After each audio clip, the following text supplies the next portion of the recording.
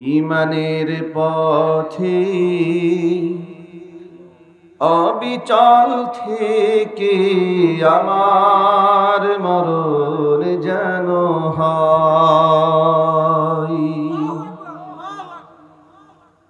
ইমানের পথে অবিচল থেকে আমার মরণ যেন হয়।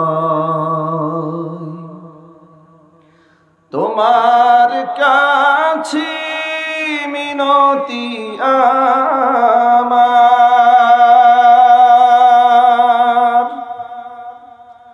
তোমার কাছে মিনতি আমার, মহামহিম দয়াময়।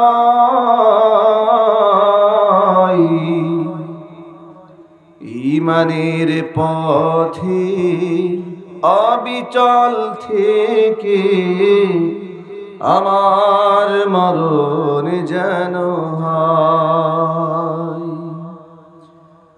ইমানের পথে অবিচল থেকে আমার মরণ যেন হয়।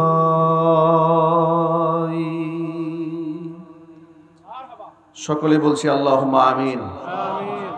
ঐতিহ্যবাহী নরসিংদী জেলার অন্তর্গত শিবপুর যশোর কাজিয়ারা হুসাইনিয়া মাদানিয়া মাদ্রাসা ও এতিমখানার উদ্যোগে আয়োজিত আজকের এই তৃতীয় বার্ষিকী ইসলামী মহাসম্মেলনের শেষ অধিবেশনের সম্মানিত সভাপতি সাহেব, আমন্ত্রিত হাজারাত উলামায়ে কেরাম, মুরব্বিয়ান ইজম, অত্র এলাকা এবং পার্শ্ববর্তী এলাকার বিভিন্ন প্রান্ত থেকে ছুটে আসা দিনদরদি, ইমানদার, পরহেজগার, মুত্তাকি মুসলিম ভাইয়েরা, পর্দার অন্তরালে অবস্থানরত আমাদের সকলের শ্রদ্ধাভাজন পর্দানিশীন মা এবং বোনেরা, মহান আল্লাহ রব্বুল আলামিনের দরবারে আলী শানে লাখ কোটি শুকরিয়া আদায় করছি, নতশিরে সুজুদ পেশ করছি, শ্রদ্ধায় সেজদাবনত হচ্ছি যে মহান মুনিব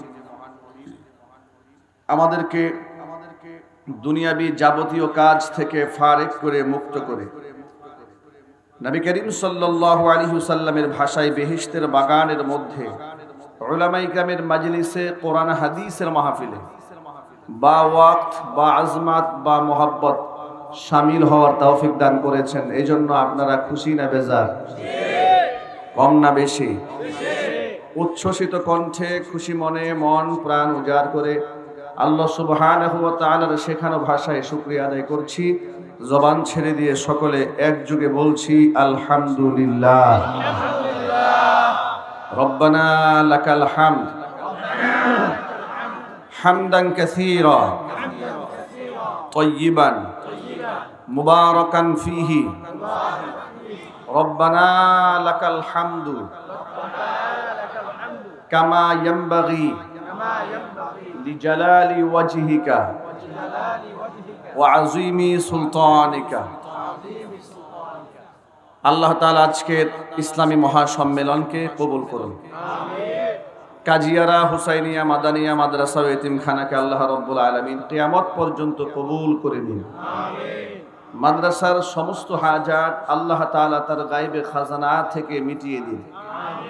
অক্লান্ত পরিশ্রম করে এই জান্নাতের বাগান যারা সাজিয়েছেন, দূরদারাজ থেকে শোনার জন্য যারা এসেছেন, আল্লাহ তাআলা আজকের মাহফিলের ওসিলা করে সকলকে পরিপূর্ণ হেদায়েত নসিব করেন। কিয়ামতের মাঠে আজকের এই আয়োজন আল্লাহ তাআলা আমাদের সকলের নাজাতের জারিয়া হিসেবে কবুল করুন।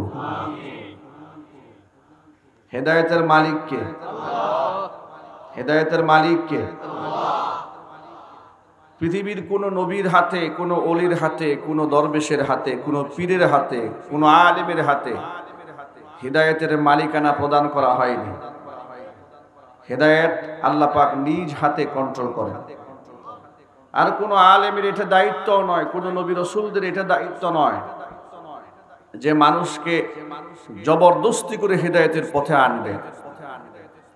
নবী করিম সাল্লাল্লাহু আলাইহি ওয়াসাল্লামকে আল্লাহ পাক বলছেন লাস্তা আলাইহিম বিমুসাইতির, আপনাকে পাঠানো হয় না এই জন্য যে আপনি জবরদস্তি করে আপনি আপনাদের হিদায়াতের বাণীকে ওদের উপর চাপাই দিবেন, পিটিয়ে দারোগার মতো পিটিয়ে পিটিয়ে হেদায়েত দিবেন, এ দায়িত্ব আপনাকে দেওয়া হয়নি।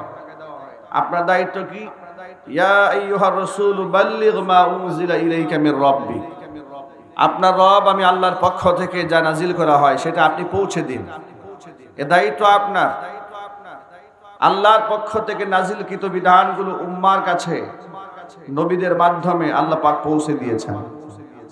নবীদের আগমনের ধারাবাহিকতা শেষ হয়েছে নবিয়ুনা মুহাম্মদুর রাসূলুল্লাহ সাল্লাল্লাহু আলাইহি ওয়াসাল্লামের আগমনের মধ্য দিয়ে।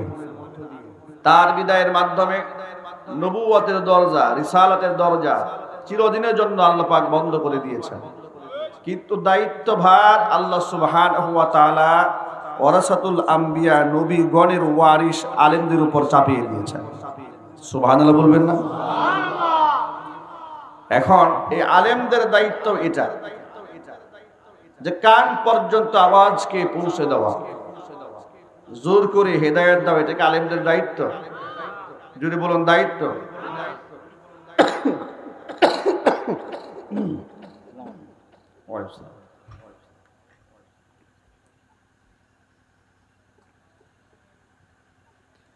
অনেক জায়গায় বলতে শোনা যায় যে ইদানিং ওয়াজ মাহফিল হেদায়েত হয় না। এর নানাবিধ কারণ থাকতে পারে। এর দ্বারা এই কথাটা যারা বলেন, কথা সত্য মতলব খারাপ। কথা সত্য, কালিমাতু হাক্কিন উরিদা বিহাল বাতিল, কথা সত্য উদ্দেশ্য খারাপ। তারা এটা কেন বলে শোনেন? তারা একে তো আলেমদের বয়ান শুনতে পছন্দ করেন না, আলেমদের মাহফিলে তারা যান না। যারা মাহফিলের আয়োজন করেন তাদের সমালোচনা করে বলেন ওয়াজ করে কি ফায়দা হয়? কারণ তিনি নিজে ওয়াজ শুনেন না। তিনি যে ওয়াজ শুনেন না তার পক্ষে একটা যুক্তি দাঁড় করা যে ওয়াজে গেলে কি লাভ হয়, এটা হচ্ছে তার বক্তব্য। ওয়াজে গেলে লাভ হয় না ক্ষতি হয়? আমি আমার এই ছোট্ট জীবনে, আমি তো ছোট একজন দায়ী, আল্লাহ যেন কবুল করেন দাওয়াতের অঙ্গনে। আমি আমার চোখে দেখা, আমি দেখেছি আমার মতো আদনা গুনাহগারের কথা অনুযায়ী অসংখ্য যুবকরা মুখে দাড়ি রেখেছে, মাথায় টুপি পরেছে, 5 ওয়াক্ত নামাজি হয়েছে। এমনকি এক সময় সিনেমার ক্যাসেট বিক্রি করত যে দোকানদার, ক্যাসেটের সমস্ত মালামাল বিক্রি করে চালের আড়তের ব্যবসা শুরু করেছে। এটা আমার চোখের সামনে দেখা। অসংখ্য মহিলারা বোরকা কিংবা ইসলামিক কৃষ্টি কালচারে যারা বিশ্বাসী ছিলেন না, মাদ্রাসা পড়াটাকে সেকেলে মনে করতেন, তারা স্বপ্ন দেখা শুরু করেছে সন্তানকে হাফেজ কোরআন বানাবা, আলেম দ্বীন বানাবা। সুবহানাল্লাহ। যারা বলছেন কোনো ফায়দা হচ্ছে না, সেই বক্তব্যের জবাব হচ্ছে আল্লাহর নবী সাল্লাল্লাহু আলাইহি সাল্লামকে আল্লাহ পাক বলছেন ওয়াযাক্কির, নবী উপদেশের কথাগুলো আপনি মানুষকে শোনান। ফাইন্নায যিকরা তানফাউল মুমিনিন, উপদেশের কথা শুনলে ইমানদারের ফায়দা হয়। সুবহানাল্লাহ বলেন। উপদেশের কথা শুনলে ইমানদারের ফায়দা হয়। এই বক্তব্য কার? এই বক্তব্যটি কার? আল্লাহ পাকের বক্তব্য। পৃথিবীর কোন আলেমের দায়িত্ব নয় মানুষকে পিটি পিটি হেদায়েত দেওয়া।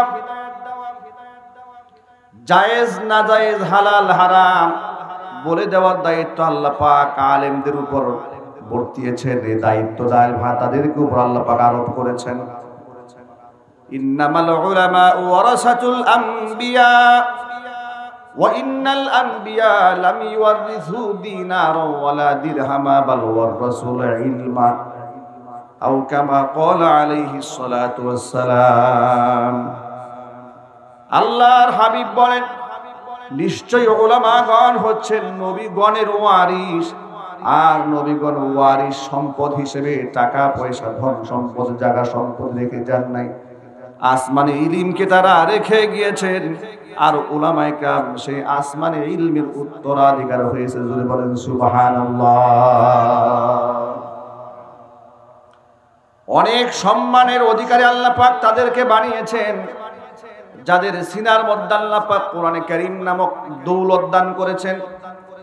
আল্লাহ রাসূলের ভাষায় নবীজি বলেন, আল কোরআনু গিনান লা ফাকরা বাদাহু, কোরআন এমন একটা ধন, এমন একটা সম্পদ, লা ফাকরা বাদাহু, এই কোরআন যদি কারো অর্জিত হয়ে যায় ওই ব্যক্তির এই দুনিয়াতে কোনো দারিদ্রতা আর থাকে না। ওয়ালা গিনান দুনাহু, এটা এমন এক সম্পদ এই কোরআন বাদ দিয়ে কেউ ধনী হতে পারে না। সুবহানাল্লাহ। পৃথিবীর সব আছে, ব্যক্তির কোরআন নাই। রাসূল বলেন সে ব্যক্তি প্রভাব প্রতিপত্তিশীল হতে পারেনি। যাকে আল্লাহ পাক কোরআন দিয়েছেন, পৃথিবীর সমস্ত সম্পদ যদি তার নাও থাকে, শুধু সিনার মধ্যে কোরআন রয়েছে, নবীজি সাল্লাল্লাহু আলাইহি সাল্লাম বলেছেন সেই ব্যক্তি হচ্ছে দুনিয়ার শ্রেষ্ঠতম ধনী। যদি বলেন আল্লাহু আকবার।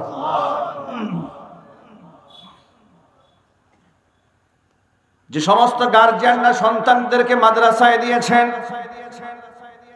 সন্তানদেরকে আলেম বানাচ্ছেন, আপনি বুঝে নেবেন সন্তানকে শুধু আপনি দেন নাই, আপনার এলাকার, আপনার জাতির, আপনার মহল্লার, আপনার এই যুগের মানুষদেরকে হেদায়েত দেওয়ার জন্য আল্লাহ পাক কোটি মানুষের ভিড় থেকে আপনার সন্তানকে আল্লাহ নিজে নির্বাচন করেছে। আল্লাহ পছন্দ করেছেন। পাগল ছাগলের সিনার মধ্যে আল্লাহ কোরআন দেন না। কথা বলেন ঠিক কিনা? যদিও কোরআন অনেক বুঝেন বলে অনেক বুদ্ধিজীবীরা দাবি করেন। এই যে দুদিন আগে দেখেছেন না আপনারা, বাংলাদেশের বরেণ্য একজন আলেম আপনার স্টেজে বসে বয়ান করছেন। মুফতি আরিফ বিন হাবিব, অল্প বয়সে তরুণ আলোচকদের মধ্যে যিনি অসংখ্য মানুষের হৃদয়ে জায়গা করে নিয়েছেন। আল্লাহ পাক তার নেক হায়াত দারাজ করুন, তার জবানকে ইসলামের জন্য কবুল করুন। তো তাকে জ্ঞান দেওয়ার জন্য পাশে এক ভদ্রলোক দাঁড়িয়ে গেলেন। অসংখ্য মানুষের সামনে তাকে লাঞ্ছিত করলেন, তাকে মিথ্যাবাদী বললেন, বেইজ্জত করলেন। আমি আশ্চর্যান্বিত হয়ে যাই যে মানুষ এতটা কমন সেন্স লেস হয় কি করে। আবার শুনতে পেলাম তিনি নাকি এক সময় এমপিও ছিলেন। আবার শুনলাম তিনি নাকি বহিষ্কৃত হয়েছেন কয়েকবার যে দলে ছিলেন। মনে মনে ভাবলাম, আমাদের প্রচলিত ভাষায় একটা কথা আছে যে কয়লা ধুইলে ময়লা যায় না। যে খাসিলত, যে বদভ্যাস তিনি আলেমদের স্টেজে দেখিয়েছে, তার দল যে তাকে 4-5 বার বহিষ্কার করেছে তার এই বদ খাসলতের কারণে, তার এই কুকর্মের কারণে তার দল তাকে বহিষ্কার করেছে। আলেমদেরকে লাঞ্ছিত করে ইজ্জত নিয়ে এই দুনিয়া থেকে কেউ বিদায় হয়েছে এমন ইতিহাস আমার জানা নেই। কথা বলতে হবে ঠিক কিনা? উপস্থিত জনতা তাকে কিছু উত্তম মাধ্যম দিয়েছে, জুতা বৃষ্টি উপহার দিয়েছে। এটা তো সামান্য তোহফা। এর থেকে বড় তোহফা আল্লাহর পক্ষ থেকে যখন আসবে সেটাকে ট্যাকেল দেওয়ার মতো, ফিরিয়ে রাখার মতো শক্তি কারণ নাই। আপনাদের তো ভুলে যাওয়ার কথা নয়, বাংলাদেশের সিংহ পুরুষ আল্লামা মামুনুল হক হাফিজাহুল্লাহকে আমাদেরই বাংলাদেশের ক্ষমতাসীন এক ব্যক্তি বলেছিল লম্পট। লম্পট বলে গালি দেওয়ার মাত্র 1 সপ্তাহের মাথায় আল্লাহ পাক ওই পাগলার 5 মিনিটের কল রেকর্ড ফাঁস করে দিলেন। মাত্র 1 সপ্তাহের ব্যবধানে যে লোকটা একজন আলেমকে লম্পট বলে গালি দিয়েছিল, 1 সপ্তাহের ব্যবধানে আল্লাহ সুবহানাহু ওয়া তাআলা সেই ব্যক্তিকে, আলেম বিদ্বেষী লোকটাকে জাতীয় লম্পট হিসেবে জাতির সামনে চিহ্নিত করে দিয়েছেন। তিনি পদ হারালেন, ক্ষমতা হারালেন। অবুঝ একটা ফ্যান মাথার উপর ভেঙে পড়ল। কথা বলেন ঠিক কিনা? কদিন পরে শুনলাম তার বউ থানায় তার নামে জিডি করতে গেছে। মানে অবস্থাটা কি? এখন তার ঘরেও জায়গা নাই, দলেও জায়গা নাই। একটা যে ফ্যান, একটা জড় পদার্থ, ওর কাছে ওর কোনো দাম নাই। পালিয়ে দেশ ছাড়তে চাইলো, সেখানে ইটালিতে না কানাডায় সরকার মনে মনে ভাবলো আমার দেশেই তো কুকর্মের অভাব নাই, এর মতো টাটকা শয়তানকে যদি ঢুকতে দেই তাহলে এই জমিন ধসে যাওয়ার সম্ভাবনা আছে। ঢুকতে দেয়, ওখান থেকে আউট করে দিয়েছে। দুবাই এসে আশ্রয় নিয়েছে। দুবাই সরকার মনে মনে ভাবলো বিকেছে না কুত্তে ঠেকা করে তাড়াতাড়ি বের করে এখান থেকে, পরে এখান থেকে আউট করে দিয়েছে। সারা দুনিয়া থেকে আল্লাহ পাক জমিনটা সংকুচিত করে ঘরে ঢুকায় দিল। ঘরের বউ বলে দূর দূর করে বেরিয়ে যাও, তোমার মতো স্বামীর দরকার নেই। কথা বলতে হবে ঠিক কিনা বলে? এটা শুধুমাত্র একটা উপমা বুঝাবার জন্য বলি, ব্যক্তির সমালোচনা নয়।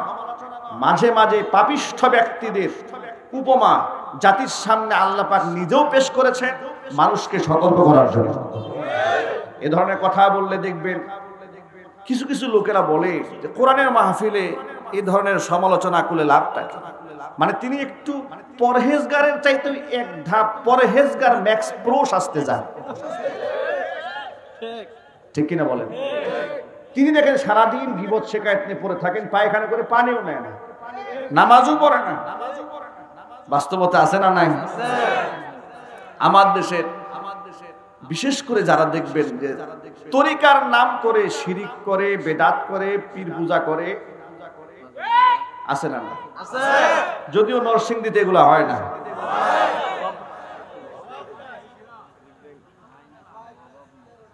হাজারো অপকর্ম করে তাদের পীর সাহেবরা পা বাড়িয়ে রাখে, মহিলা মুরিদরা পায়ের মধ্যে সেজদা ঠোকায়।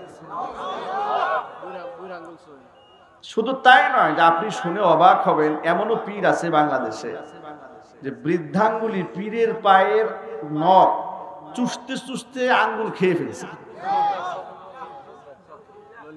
আমি মনে মনে ভাবি এরা জিন্দা থাকলে ইবলিস শয়তানের দায়িত্বটা কি?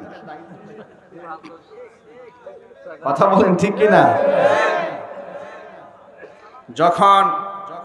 যখন আমরা উলামা ইকরাম এদেরকে সতর্ক করি তখন কি বলে জানেন? চায়ের দোকানে বসে বসে বিড়ি টানে আর বলে গতকাল একটা হুজুর আসছিল ঢাকা থেকে, ওয়াজ মাহফিল তো শুনিই না, ওই মাইকে একটু শুনলাম, খালি পীরের বদনাম, খালি গীবত শিকায়েতে ভরা। এই জাহেলে মুরাক্কাব কোনটাকে গীবত বলে আর কোনটাকে উম্মাকে সতর্ক বলে তাও জানে না। যদি অপরাধীদের কুকর্ম জাতির সামনে তুলে ধরার নাম গীবত হয়ে থাকে তোমার ভাষায়, তাহলে তোমাকে আমি প্রশ্ন করি, জবাব দিয়ে বলো, আল্লাহ কি কোরআনে গীবত করেছেন? একটু জোর আওয়াজে বলুন না আপনারা। আমার আল্লাহ কোরআনে গীবত করেছেন? এবার বলুন তো, কোরআনে ফেরাউনের কথা নাই? আবু জেহেলের কথা নাই? তারুনের কথা নাই? হামানের কথা নাই? নমরুদের কথা নাই? কেন কেন আল্লাহ পাক এই ধরনের অপরাধীদের নাম উল্লেখ করে করে তাদের কুকর্ম জাতির সামনে তুলে ধরলেন কেন? আল্লাহ রাব্বুল আলামিন বলেন, وقارون وفرعون وهامان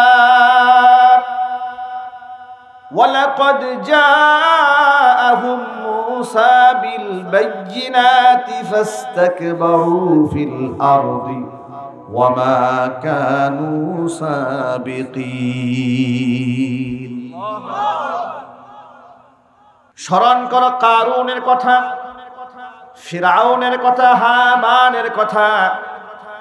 ওয়ালাকাদ জাআহুম মূসা বিল বায়্যিনাত, আমার নবী মূসা কালিমুল্লাহ তাদের কাছে সুস্পষ্ট নিদর্শন দলিল প্রমাণ নিয়ে আসার পরেও ফাস্তাকবারু ফিল আরদি, জমিনের মধ্যে তারা অহংকার প্রদর্শন করেছে, সত্যকে গ্রহণ করে নাই। এর দ্বারা লাভ হয়েছে কি? ওয়ামা কানু সাবিকিন, তারা তো জমিনের মধ্যে সফল কাম হতে পারে নাই। ঠিক কিনা বলেন? ফাকুল্লান আখাযনা বিদামবি, এদের প্রত্যেকের পাপ অনুযায়ী এদেরকে আমি পাকড়াও করেছি। ফামিনহুম মান খাসাফনা বিহিল আরদ, অমিনহুম মান আগরাকনা, এদের কাউকে কাউকে আমি জমিনের মধ্যে ধসিয়ে দিয়েছি, কাউকে পানির মধ্যে চুবাইয়া দুনিয়া থেকে বিদায় করে দিয়েছি। কথা বলেন ঠিক কিনা? এই যে আল্লাহ তাআলা ফিরাউন, কারুন, হামান এদের কুকর্মের ফিহরিস্তি কোরআন মাজিদের মধ্যে তুলে ধরলেন, জাতিকে আল্লাহ সতর্ক করলেন, জাতিরে দেখ তাকায়া তোমার ক্ষমতার বাহাদুরি আর কতটুকু, তোমার তাকাব্বুরি আর অহংকারের মাত্রা আর কতটুকু, তোমার সম্পদের বড়াইত্ব কতটুকু শোনো। আমি কারুনকে এত বেশি সম্পদের মালিক বানিয়ে দিয়েছিলাম, কুরআনে কারীমের মধ্যে আল্লাহ পাক বলেন লাতানু বিল উসবাতি উলিল কুওয়া, কারুনের সম্পদের ধনাগারের চাবিগুলা বহন করতে একদল শক্তিশালী যুবক হয়রান হয়ে যেত। কারুনের ধনাগারে যে পরিমাণ সম্পদ থাকতো, সেই ধনাগারের যে চাবিগুলা, এই চাবির বোঝা বহন করতে একদল শক্তিশালী যুবক হয়রান হয়ে যেত। আল্লাহু আকবার বলবেন না? কি পরিমাণ সম্পদের মালিক হয়েছিল কারুন। আজকাল তো মানুষ সম্পদের কারণে অহংকারী হয়। কথা বলেন ঠিক কিনা? যদি বলা হয় ভাই আল্লাহ কিছু টাকা টুকা দিয়েছেন, মাদ্রাসায় দান করেন, ইতিমখানায় দেন, অসহায় মানুষকে সাহায্য করুন, বিধবাকে সাহায্য করুন, রিকশাওয়ালা, কুলি মজুর, ঠেলাওয়ালা, কৃষক, শ্রমিক, দিন মজুর, তাদেরকে সহযোগিতা করুন, তখন তারা একটা ভাব দেখায় যে সব দেব কেন, ইন্নামা উতীতুহু আলা ইলমিন ইনদি, সম্পদ তো আমার যোগ্যতা বলে অর্জন করেছি। কারুনের ভাষা, কারুনের কাছে যখন যাকাত চাওয়া হয়েছিল, কারুন নবী মুসা কালিমুল্লাহকে বলেছিল ইন্নামা উতীতুহু আলা ইলমিন ইনদি, মুসা তুমি বললেই কি আমি টাকা গরিবদেরকে দেব নাকি? এটা তো আমার জ্ঞান দিয়ে, বুদ্ধি দিয়ে আমি আবিষ্কার করেছি। চিল্লা কর নাউযুবিল্লাহি মিনাশ। সম্পদ কে দিয়েছেন? রিজকের মালিক কে? আল্লাহ পাক হচ্ছেন রিজকের মালিক। নাফরমানি করেছে, আল্লাহ পাক সম্পদ সহ জমিনের মধ্যে ধসিয়ে দিয়েছেন। ক্ষমতার অহংকারে মানুষরা কি পরিমাণ জুলম করে মনে রাখেন। এই যে এখন আপনারা পত্র পত্রিকায় মিডিয়াতে শুনতে পাচ্ছেন 2023 সালে কি হয় বলা যাচ্ছে না, বলা যাচ্ছে না, হাউতাস, ঠিক কিনা বলেন? প্রাইম মিনিস্টারের পক্ষ থেকে বলা হচ্ছে 2023 সালে বিশ্বে যে কি হয় এখন কিছু বলা যাচ্ছে না।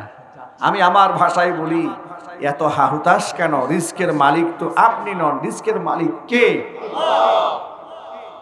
তাহলে আল্লাহর পক্ষ থেকে বরাদ্দ হয়, বরাদ্দ কমে যাচ্ছে কেন? আজ থেকে 70 বছর আগে, 50 বছর আগে দেশের মানুষ কত অভাব অনটনের মধ্যে জীবিকা নির্বাহ করেছে। লোকেরা এক সময় বলেছে যে মানব সংখ্যা কমিয়ে রাখো, সন্তান যত কম হবে তত বরকত বাড়বে। এ কথা বলেছে কিনা? বলে নাই? কি বলেছে শুনেন। তারা বলে সন্তান দুটি হলে ভালো, আর একটি হলে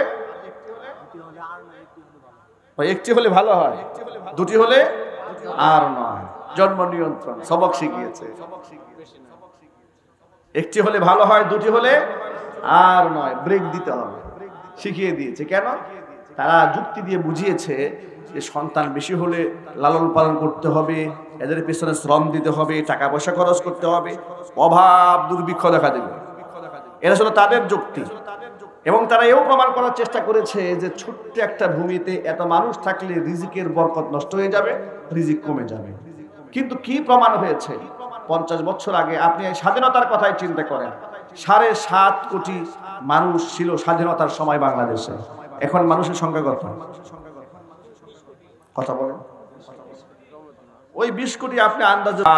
পৃথিবীর মধ্যে এমন কোন বিচরণশীল প্রাণী নাই যার রিস্কের দায়িত্ব আমি আল্লাহ নিজ হাতে গ্রহণ করি নাই। সুবহানাল্লাহ। সুতরাং দুর্ভিক্ষের জন্য যারা হাহুতাশ করছেন তাদেরকে বলবো, জাতিগতভাবে যখন একটা দেশের মধ্যে পাপ হয়, অন্যায় হয়, আল্লাহ রাব্বুল আলামিন ওই জাতির উপর গজব চাপিয়ে দেয়। এটা আমার কথা নয়, এবার কোরআন থেকে শোনেন।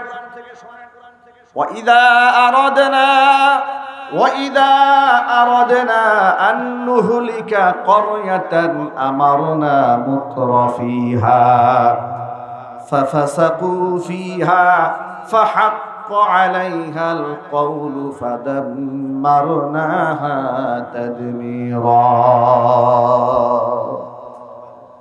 আমি যখন কোনো জাতিগোষ্ঠীকে ধ্বংস করে দিতে চাই, ধ্বংস করার আগে আমার নাম মুতরাফিহা, সে জাতির প্রভাব প্রতিপত্তিশীল ব্যক্তিদেরকে আমি ভালো কাজ করার নির্দেশ প্রদান করি। নেতৃস্থানীয় ব্যক্তিবর্গ যারা আছে তাদেরকে আমি আল্লাহ তাআলা ভালো কাজ করার জন্য আমি নির্দেশ প্রদান করি, কিন্তু তারা সেখানে আমার নির্দেশ পালন করে না, ভালো কাজ করে না, তারা অন্যায় করে, পাপাচার করে, গুনাহ করে, গোটা সমাজটা অন্ধকারে নিমজ্জিত করে ফেলে। ফাহাক্কা আলাইহাল কওল, তখন তাদের উপর আমি আল্লাহর শাস্তির বিধান অবধারিত হয়ে যায়। ফাদাম্মারনাহা তাদবীরা, ওই জাতি গোষ্ঠীকে আমি আল্লাহ সমূলে উল্টায়া দিয়ে ধ্বংস করে দিই। জোরে বলেন নাউজুবিল্লাহ। আল্লাহর হাবিব সাল্লাল্লাহু আলাইহি ওয়াসাল্লাম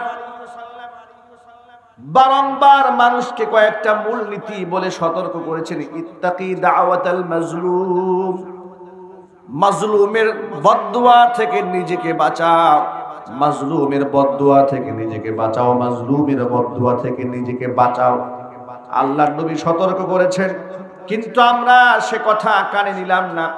বাংলার জমিনে 90 থেকে 95% মুসলমানের দেশে নষ্টা ভ্রষ্টা মহিলাদেরকে সম্মান দেওয়া হলো, নায়িকা গায়িকাদেরকে ইজ্জত দেওয়া হলো, দেশের রুহানি ডাক্তার হক্কানি আলেমদের উপর জুলুম করা হলো। সে দেশে গজব তো আসবেই, কথা বলতে হবে ঠিক কিনা? আযাব তো আসবে, আযাব আপনি কি করে ঠেকাবেন? এই আযাব আপনি তো ঠেকাতে পারবেন না। তাউন তো আসবে, জলোচ্ছ্বাস তো আসবে, চিত্রান্ত আসবে, ঘূর্ণিঝড় তো আসবে, ভূমিধস তো হবেই। এগুলো সব আপনাদের হাতের কামাই করা। আমার যুবক ভাইয়েরা, যে কথা বলতে গিয়ে এতগুলো কথা বললাম, সে মূল কথায় ফিরে আসি। আমরা যখন কোরআনের মাহফিলে এই সমস্ত অপরাধী ব্যক্তিদের ব্যাপারে মানুষকে সতর্ক করি, তখন ওই চায়ের দোকানে বসে গাঁজাখোরের দলেরা বলে, হুজুররা ওয়াজের মাহফিলে বসে শুধু সমালোচনা করে। জবাব হলো, আমরা কোরআন সুন্নাহ অনুযায়ী যারা চলে তাদের সমালোচনা করি না, বরং যারা কোরআনের সাথে দুশমনি করে, ধর্মের নামে যারা ব্যবসা করে, যারা পীর তরিকার নামে মানুষদেরকে মুশরিক বানায়া ছাড়ে, মানুষের ঈমান রক্ষা করার জন্য ওই সমস্ত মুশরিকদের কুকর্ম জাতির সামনে তুলে ধরে মানুষদেরকে আমরা সতর্ক করে দেই। যেভাবে আল্লাহ তাআলা কোরআনে কারুন, ফিরাউন, হামান, আবু জেহেল, আবু লাহাব এদের নাম ধরে ধরে বলে বলে উম্মাহকে সতর্ক করেছেন, যাতে করে মানুষ এখান থেকে ফিরে আসতে পারে। জুড়ে বলুন ঠিক কিনা বলেন? প্রিয় যুবক ভাইয়েরা আমার, হিদায়াতের মালিক কে? জুড়ে বলেন আল্লাহ। আরো জুড়ে বলুন আল্লাহ। হিদায়াতের মালিক কোনো আলেম নন। আলেমদের দায়িত্ব হক কথা আপনার সামনে বলে যাওয়া, আলেমদের দায়িত্ব আপনার কান পর্যন্ত আওয়াজটা পৌঁছায়া দেওয়া। আপনাকে জোর করে নামাজি বানাবে, জোর করে পর্দা করাবে, সেই দায়িত্ব পৃথিবীর কোন আলেমকে আল্লাহ পাক দেন নাই। সুতরাং ওয়াজ শুনে যদি কারো হিদায়াত না হয়, ওর তকদির খারাপ, ওর কপাল খারাপ। যেরকম আল্লাহর নবী সাল্লাল্লাহু আলাইহি ওয়াসাল্লাম দাওয়াত দিয়েছেন, আবু জেহেল দাওয়াত গ্রহণ করে নাই। জুড়ে বলতে হবে ঠিক কিনা? এত ওয়াজ নসিহত হওয়ার পরেও যার তাকদীর খুলে না, ভাগ্য খুলে না, বুঝতে হবে এই বর্তমান জমানার আবু জেহেলের নাতিপুতি। চিল্লাই বলতে হবে ঠিক কিনা? ও যুবকরা আমার, আজকের এই কঠিন অবস্থার ভিতরে যখন চতুর্দিকে আলেমদেরকে নিয়ে ষড়যন্ত্র, মাদ্রাসা নিয়ে ষড়যন্ত্র, কোরআনে কারীমের বিধিবিধান নিয়ে ষড়যন্ত্র, এই অবস্থা থেকে, গজব থেকে যদি জাতিকে বাঁচাতে হয়, তাহলে তওবা করে আল্লাহর দিকে ফিরে আসতে হবে। আল্লাহ সুবহানাহু ওয়া তাআলা বান্দাকে ক্ষমা করে দেওয়ার জন্য রহমতের হাত বাড়িয়ে আছেন। আল্লাহ রাব্বুল আলামিনের ভাষা আল্লাহ বলছেন, কুল ইয়া ইবাদিয়াল্লাযীনা আসরাফু আলা আনফুসিহিম লা তাকনাতু মির রাহমাতিল্লাহ ইন্নাল্লাহা ইয়াগফিরুদ যুনুবা জামিআ ইন্নাহু হুয়াল গফুরুর রহিম। আমার আল্লাহ পাক বলেন, বান্দারে নবীজি আপনি আমার পক্ষ থেকে ঘোষণা দিন, ও আমার ওই সমস্ত বান্দারা যারা জুলুম করেছো নিজের উপর গুনাহ করে করে, লা তাকনাতু মির রাহমাতিল্লাহ, আমি আল্লাহর রহমত থেকে নিরাশ হয়ে যেও না। আমি আল্লাহ এতটা দয়ালু, এত দয়া, এত মায়া তোমার প্রতি আমি আল্লাহ।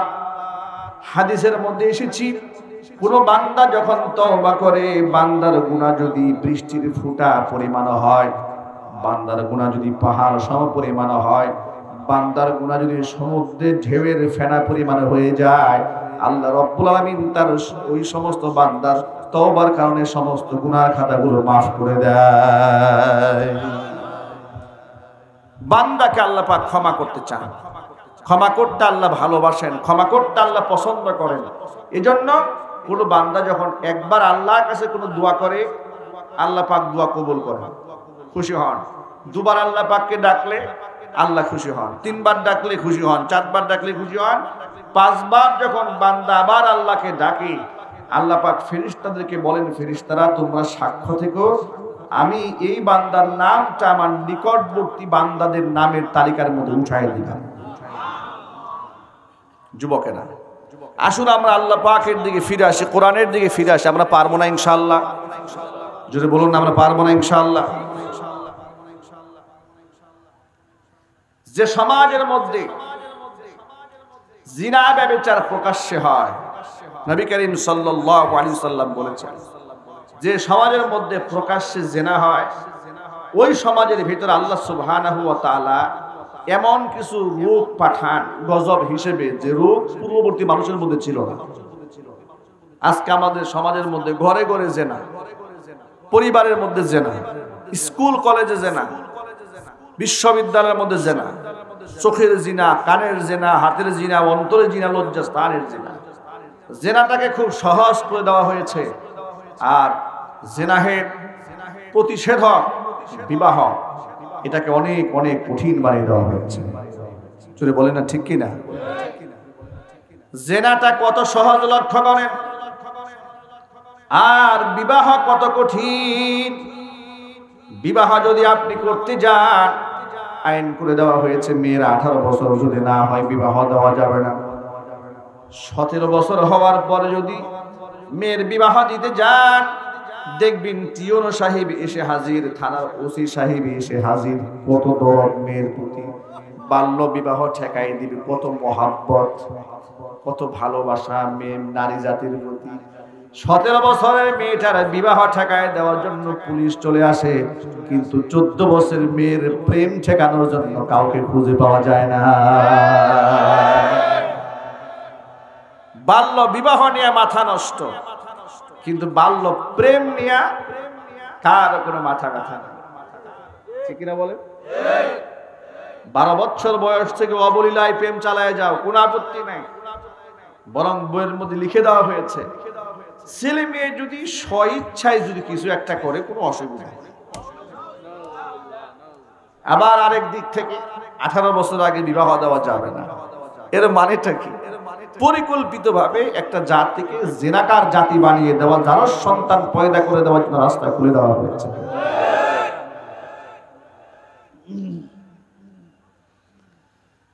এখানে যুবক যারা এসেছেন, যুবক ভাইদেরকে বলবো, আল্লাহর নবীর হাদিস থেকে আল্লাহ তাআলা যেন আমাদের সকল ভাইদেরকে প্রতিটা কথা মান্য করা তৌফিক দান। জোরে কোন আমিন। বিবাহ করেন না কারা কারা হাত দেখি? এখানে বিবাহ করেন না কারা? একটু ভালো করে হাত তুলে, নাকি লজ্জা হয়? দোয়া করা হবে ইনশাআল্লাহ। মাশাআল্লাহ, ভালো করে নারা দেন তো দেখি। অবিবাহিত একটু আওয়াজ দিয়ে বলবেন লিল্লাহি তাকবীর। এই সবাই বলবেন না, যারা বিয়ে করেন না তারা বলবেন লিল্লাহি তাকবীর। এবার হাত নামান। বিবাহিত কারা? তারা হাত তোলেন। যারা বিয়ে করছেন বউ থাক আর না থাক, হাত তুলে।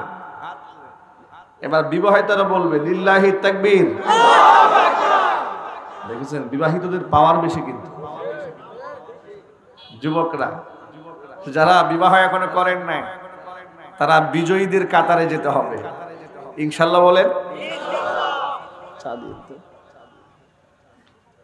বিবাহ করার আগ্রহ আছে? অবৈধ প্রেম ভালোবাসা ছেড়ে দিতে হবে। এগুলো পশ্চিমা কালচার, অমুসলিম কালচার, ইহুদি খ্রিস্টানদের কালচার। এগুলোর মধ্যে কোনো সুখ নেই, কোনো শান্তি নেই। যারা গার্লফ্রেন্ড বয়ফ্রেন্ড কালচার লালন করে তারা পিতামাতাদেরকে বৃদ্ধাশ্রমে পাঠিয়ে দেয়। আর যারা ইসলামকে লালন করে তারা পিতামাতার খেদমতে জান্নাত তালাশ করে বেড়ায়। সুবহানাল্লাহ বলবেন না?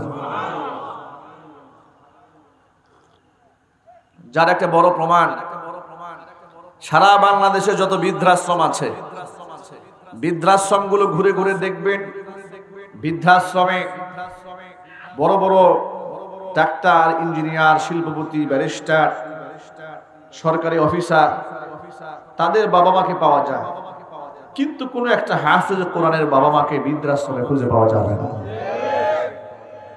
কারণ কি? আপনার বিরাট বড় ফ্ল্যাট আছে কিন্তু আপনার মায়ের থাকার জায়গা নাই। যদি বলুন ঠিক কিনা? মায়ের ছোট্ট একটা পেটে আপনাকে জায়গা দিতে পেরেছে, কিন্তু আপনি সুবিশাল ফ্ল্যাটে মাকে আপনি জায়গা দিতে পারেন না। আপনার ইনকাম করা টাকা দিয়ে আপনি জীবনে অনেক বিলাসিতা করেছেন, কিন্তু সেই অর্থ আপনার মা আপনার বাবা ভোগ করতে পারেনি। আপনার মতো কপাল পুরো সন্তান পৃথিবীতে আর হয় না। নবী করিম সাল্লাল্লাহু আলাইহি সাল্লাম বলেছেন, সন্তানের উপার্জিত টাকার মধ্যে প্রথম হক বাবা এবং মায়ের। হুজুরে বলেন সুবহানাল্লাহ। প্রথম হক কার?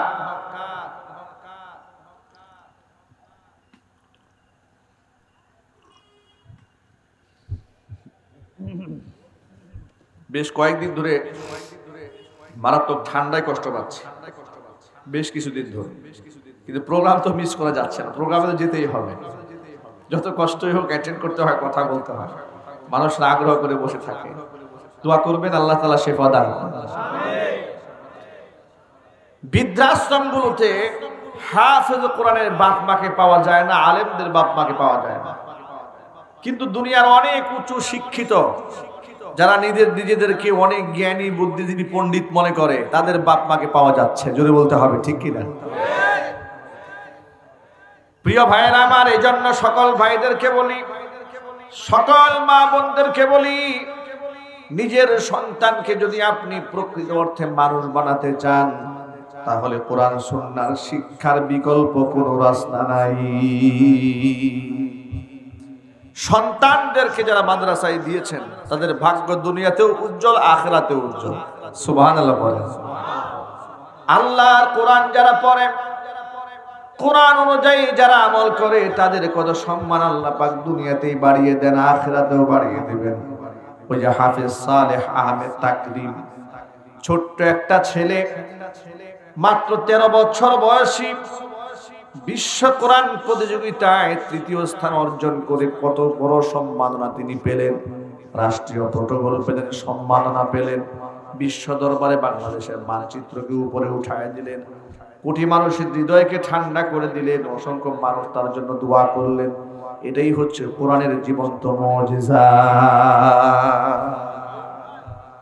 কোরআন কারীমের মুজিজা এটাই, যা আপনি যদি এর সাথে দৃঢ় সম্পর্ক বানান, গভীর সম্পর্ক তৈরি করেন, তাহলে আপনি ঠকবেন না, সম্মানিত হবেন দুনিয়াতে, সম্মানিত হবেন আখিরাতে। সুবহানাল্লাহ বলেন। লোকেরা আলেম ওলামাদের ব্যাপারে বলে, হুজুর আপনি আমার দোকানের মধ্যে একটু পা রাখেন, বলে কিনা? বলে, বলে কিনা? জীবনে শুনছেন কোন ডাক্তার সাহেব বলছে যে একটু পাড়ায় যান? কোন উকিল বলছে পাড়ায় যান? বিচারপতি বলছে পাড়ায় যান, পাড়ালে বরকত হবে? বলে এমপি সাহেব আমার দোকানটা একটু পাড়ায় যায় না? এমপি সাহেবকে সালাম দিবে, অনেক কিছু করবে, তার কাছ থেকে কিছু হাসিল করার জন্য। আর যখন চলে যাবে সামনে থেকে বলবে যে এর মতো শয়তানি জেলার মধ্যে একটাও নাই। বাস্তবতা ঠিক কিনা বলেন? পক্ষান্তরে আলেম ওলামাদের কি মহব্বত, কি ভালোবাসা। এই যে 3-4 দিন আগে দেখেছেন না যে আলেমকে বাধা দেওয়া হলো, মুফতি আরিফ বিন হাবিবকে। ভদ্রলোক বললেন যে উনি মিথ্যা কথা বলছেন, আলেম সাহেবকে বেইজ্জত করলো। সামনে থেকে মুসল্লি বলে উনি মিথ্যা কথা বলেন, আপনি মিথ্যা কথা বলছেন। ইজ্জত দেওয়ার মালিক কে? আল্লাহ পাক ইজ্জত দেওয়ার মালিক। আমার যুবক ভাইরা, কোরআনে কারীম সম্মানের প্রতীক, এর সাথে হৃদয় লাগিয়ে রাখলে ইজ্জত আল্লাহ কত বাড়ান। হাফেজ সালেহ আহমেদ তাকরিম তার একটা মাত্র দৃষ্টান্ত। এই যে মাদ্রাসার মধ্যে যাদের সন্তানরা পড়ছে, তারা তাদের এক একজনের সন্তানকে আল্লাহ রাব্বুল আলামিন যেন এক একটা সালেহ আহমেদ তাকরিম হিসেবে কবুল করে। জোরে বলেন না আমিন।